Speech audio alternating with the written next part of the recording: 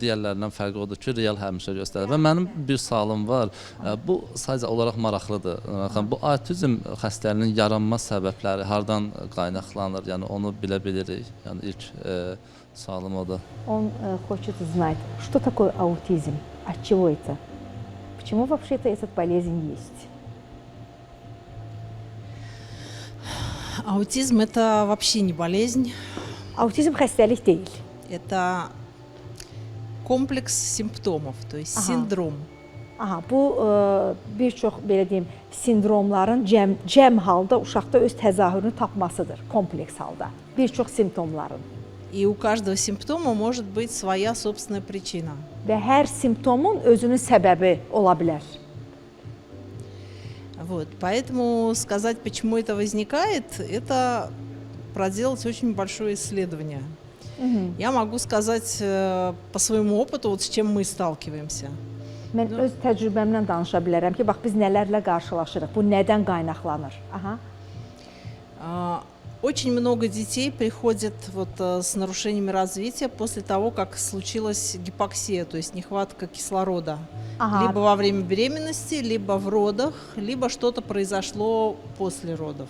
Bir çox uşaqlar həm hamiləlik dövründə, anasının hamiləlik dövründə və yaxud doğuşda və yaxud doğuşdan sonra hipoksiya, oksigen çatışmamazlığından əziyyət çəkən və bununla doğulan uşaqlarda biz bu simptomları görürük.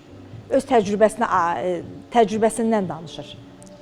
Потом довольно много детей получают вот такие проблемы из-за осложнений различных вирусов. Тоже это может быть внутриутробно, то есть infeksiyalarından sonra. Да, мама заболела, ребенок пострадал, или даже после rождения bывает, да. Ola bilər bu hamiləlik dövründə və hamiləlikdən sonra, uşaq doğulduqdan sonra da müxtəlif viruslar şəklində, əgər virus tutursa, ondan da qaynaqlana bilər.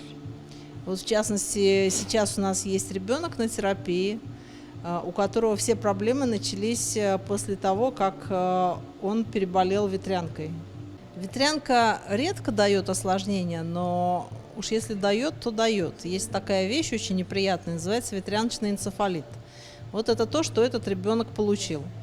Su çiçəyi adətən, belə deyim də, ağır formaya keçmir.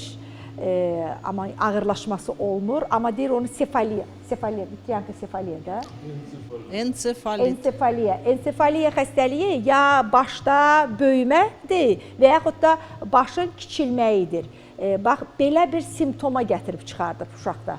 Вот, как следствие, ребенок получил повреждение головного мозга и, соответственно, умственную отсталость.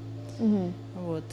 Ну и какие еще бывают причины? Бывают нарушения обмена веществ. Maddələr mübadiləsinin pozulması da gətirib çıxardır buna. Yəni sizin sualınızın cavablarıdır. Да, вот. Aha. Qızılca nədir?